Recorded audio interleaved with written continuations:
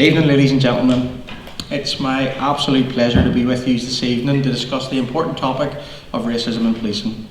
It's a sad fact that it appears to be easier to be racist in policing than it is to call it out. Whilst whistleblowers are often targeted with misconduct or alienated by colleagues, the consequences appear greater for victims than it does for offenders, and it currently feels like our white ethnic majority colleagues refuse to see the things from our perspective. When we see videos of someone being abused, we see our brothers, our sisters, and our loved ones. Racism, though, is just like any other form of injustice. It needs enablers to help the abusers. Policing is broken and needs more than just some tinkering around the edges. So how do we fix this pervasive issue? Policing needs fundamental reform, starting with an independent misconduct system which is free from the hands of those it seeks to hold the account. We need statutory footing for the National Black Police Association so that we can provide support members desperately need and provide a balanced view for communities from within the police system. We need better oversight from community groups and civic society to truly hold policing to account rather than independent advisory groups who get too close to policing and lose their ability to challenge effectively. I stand before you today, or sit, as president of an association that has always been committed to developing a police service we can all be proud of. The National Black Police Association will continue to call out racism and push for improvements for our members and for the communities we come from, no matter what the consequences are. Tonight should be the start for all of us to come together to form a coalition for justice, for equality, and for fairness in policing. We must work closer together so that we can attack all parts of the system, maintaining the status quo, and provide better outcomes for our families, for our loved ones. The ethos of the National Black Police Association is one voice, strength and unity. And that ethos is one that must extend before our members, to all of you representing communities and civic societies.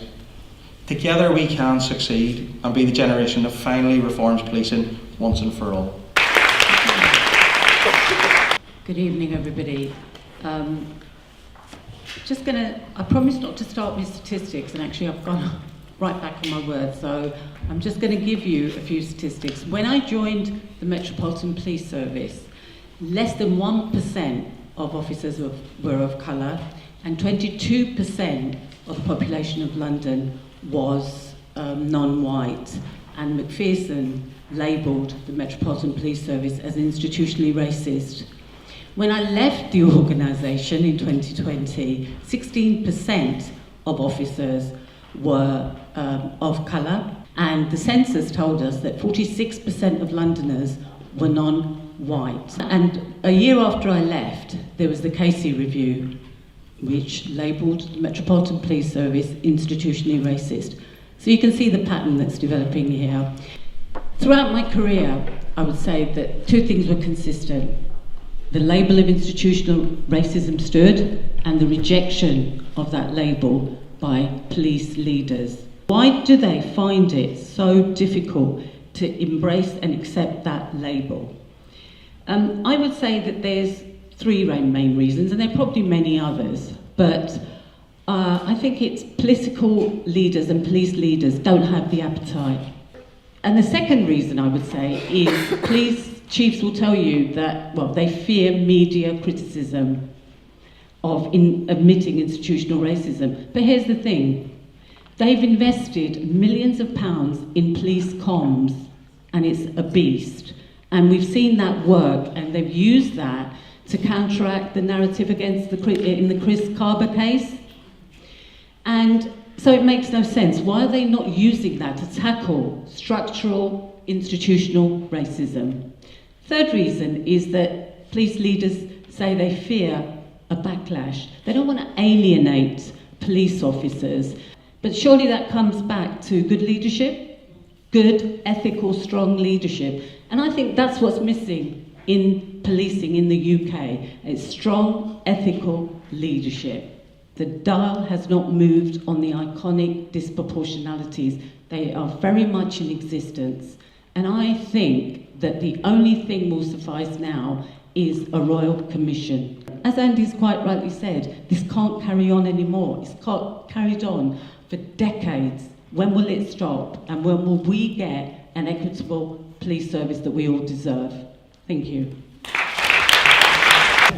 Good evening, everybody, and my apologies for not being here to welcome you. As you all know, my name is Belwa Biradia. I'm the Member of Parliament for Clapham, Brixton and Hill, and I'm very pleased to be hosting you all today. And also because this is an issue that affects my community quite a lot. Lambeth is one of London's most diverse boroughs, where communities of Black, Asian, and ethnic minority people have lived together for a number of years, but this diversity is often accompanied with serious systemic challenges, and that comes especially when we're looking at contact with the police.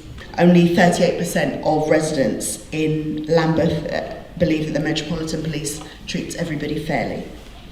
And we have to understand that this level of distrust can't be a coincidence. According to data from the Mayor's Office for Policing and Crime, that areas with the highest ethnic diversity consistently report the lowest confidence in law and enforcement. As I said, that just can't be a coincidence. And this clearly stems from long-standing systemic racism within the police force, as reflected in both overt and covert practices. Communities of colour are disproportionately over-policed as suspects whilst being under-protected as victims. This leads to harassment and violence, and again, people seeing the police not as their protectors, but their harassers. If you're in a public service role, you have to be able to take the criticism that comes with it because you're there to serve people. We need a police force that represents and protect us, but in order to do that, they have to admit that they're institutionally racist. They have to accept what their failings are. To achieve this, the police force are going to have to deal with internal racism and stop taking every single criticism as a means to shrink back and not actually listen to what people are saying. They have to accept their systemic failings, and it's so important that we continue to have discussions about this, not to knock them around the head as they think that we're doing, not to discredit those that are doing a good job, but actually just to make sure that they are a public service that is worthy of the level of power that they have, because they have a lot of power, and that is worthy of the level of respect that they're meant to command in society. They are there to protect us, and they're going to have to start with understanding that in order to protect us, we have to trust them. Thank you. Thank you, and thank you for the invitation to join in on this conversation. I'm bringing to you really what I would like to share from the basis of a few decades of learning from police and communities from throughout the world. During the conference with Andy and great colleagues from the association, I learned a great deal by talking to members who had experiences that truly shocked me. There was one young lady that I spoke to who said that she experienced pretty extreme forms of discrimination and bias and harassment, and yet she felt that it was not worth it to pursue any forms of justice for those behaviors against her. I found it rather shocking, quite frankly, because I have been given the United Kingdom far more credit than apparently my subsequent research has found than you deserve.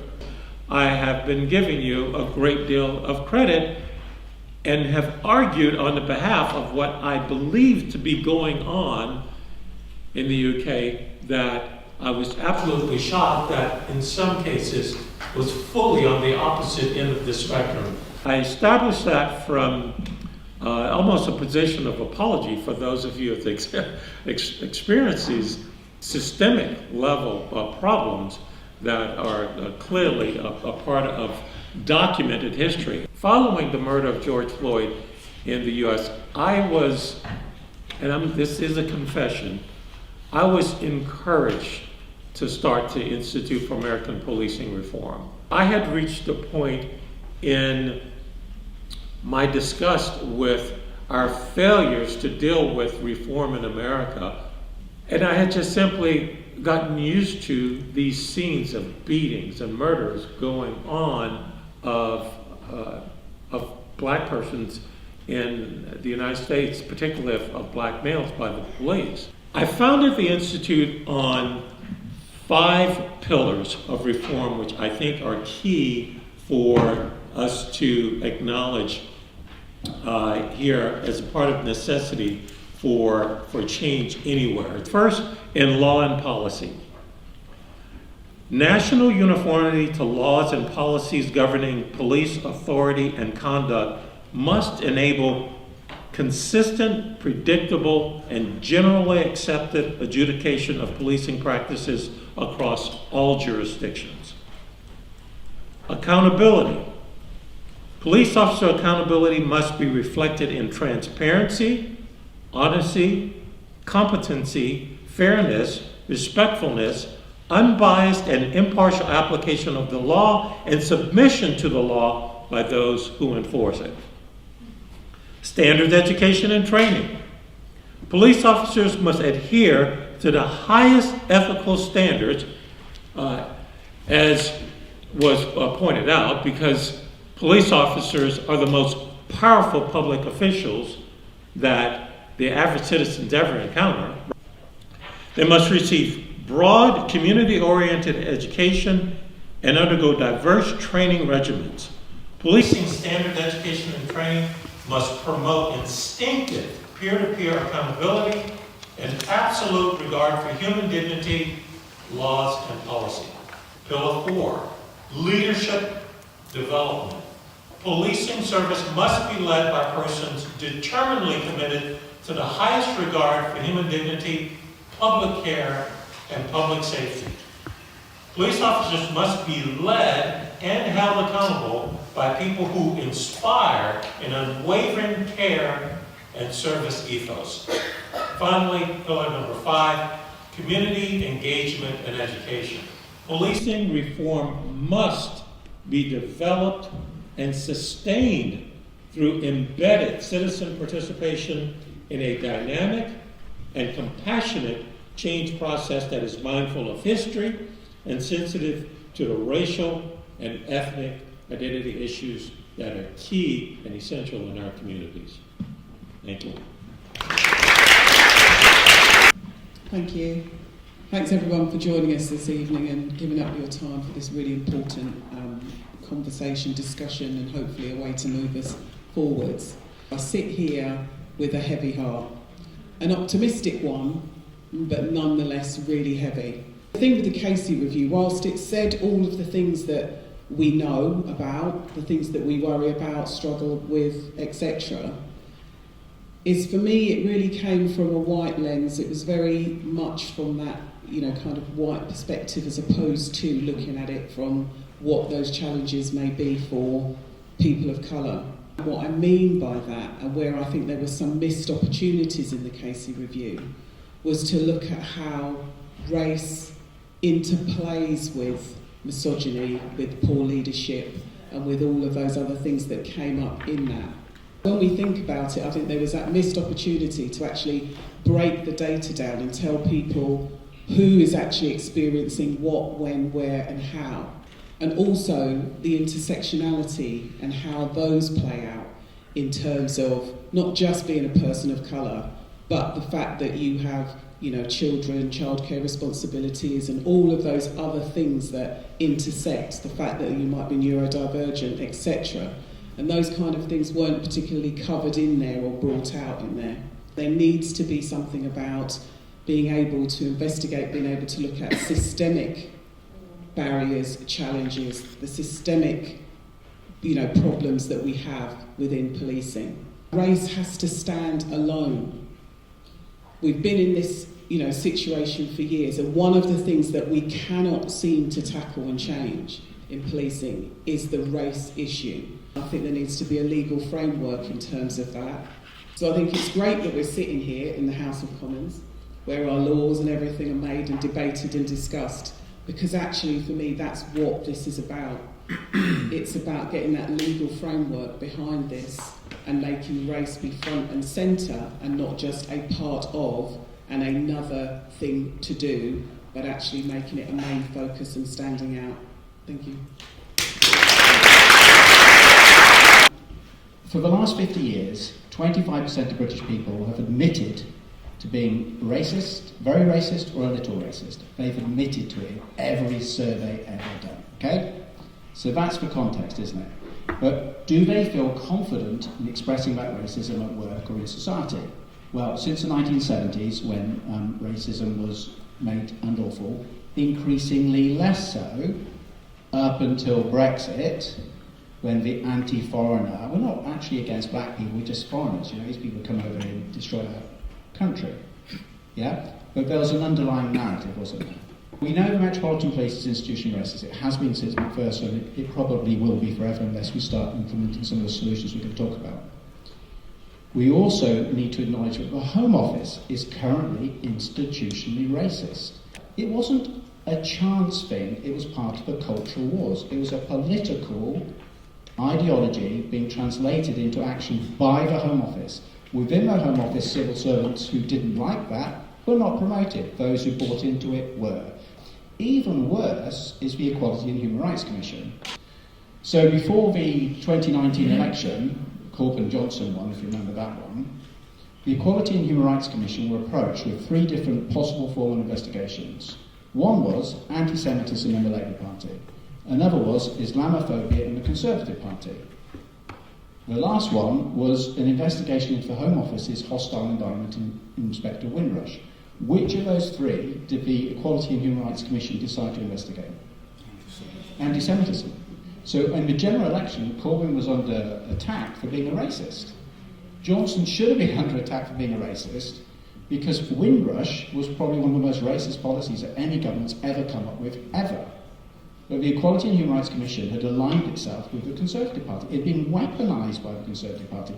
Liz Truss in that speech said, I've decided to appoint a new chair and 4 new commissioners to, quote-unquote, carry out the government's agenda. And those same people are still in power in the Equality and Human Rights Commission. You've got to replace the commissioners. You really need to shut it down and introduce an equal employment opportunities commission like we have in the States, which is truly politically independent. The next bit, cultural wars has had another impact. Reform now got, do you know it got 4 million votes, Reform became, yeah? So there's 4 million non-white workers in this country, and for every non-white worker in the country, there's now a Reform voter. And what was in the Reform's manifesto, I don't know if anyone saw it, the abolition of the Equality Act. That's part of their manifesto goals, to abolish all rights against discrimination, to take us back to the early 1970s, where you could call someone the N-word at work and there were no repercussions for that. Mm-hmm. So Labour, therefore, has to do something to remove the institutional racism from the Metropolitan Police, from the Equality and Human Rights Commission, from the Home Office. The position on the ground of the Metropolitan Police is now worse than it was 2 years ago. So we need to make institutional racism unlawful, but we also need to be objective about it. The National Race Action Plan. Every white officer who's worked on the police race action plan has been promoted. They've got 2 other people working the race action plan who have been named in race cases. They adapt. They adapt and keep the existing power where it is. The only way you're ever going to beat them is take the power away from them. The only way you can take the power away from them is you take the power of the DPS away from sacking people. Do that, pretty much job's over. And finally, the Equality Act. Ready? The Equality Act does not work. It is not fit for purpose. 31% of people suffer racism at work. Only 1% sue. 99% of incidents of racism at work are not formally challenged. We need an Inequality Act which will recognise structural racism, which will allow for punitive damages, and frankly will allow positive discrimination. We've had, 200 years of white people going for jobs and getting them when they probably should not get them, because positive discrimination exists for white people already. So maybe 10 years of positive discrimination just to balance it out is what we need to reset it. Because without it, we're not going to have a representative police force, and without a representative police force, it's not going to function, is it? And the far right's on the rise, so this is the time we need an effective Metropolitan Police Force. Thank you. When you're having a lot of fun, time tends to fly by, and it has flown by. So thank you very much for attending, and to the speakers and